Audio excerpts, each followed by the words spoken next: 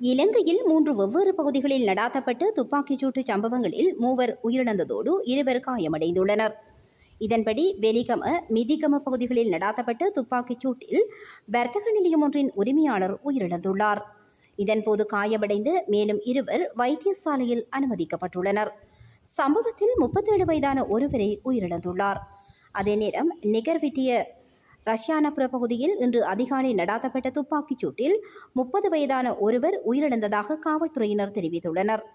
இதேவேளை கொகிவெல கரணங்கர வீதியில் உள்ள வர்த்தக நிலையம் ஒன்றில் நடாத்தப்பட்ட துப்பாக்கிச் சூட்டில் அந்த வர்த்தக நிலையத்தின் உரிமையாளர் உயிரிழந்துள்ளார். உந்துருளியில் பிரவேசித்த இனம் தெரியாத 2 நேற்று இரவு துப்பாக்கி பிரயோகத்தை நடாத்திவிட்டு தப்பிச் சென்றுள்ளதாக காவல்துறை ஊடகப் பிரிவு தெரிவித்துள்ளது. சம்பவத்தில் உயிரிழந்தவர் தெஹிவளை பகுதியைச் சேர்ந்த 43 வயதுடையவர் என தெரியவந்துள்ளது. இந்த துப்பாக்கிச் சூட்டு சம்பவங்கள் தொடர்பான மேலதிக விசாரணைகளை காவல்துறையினர் முன்னெடுத்துள்ளனர்.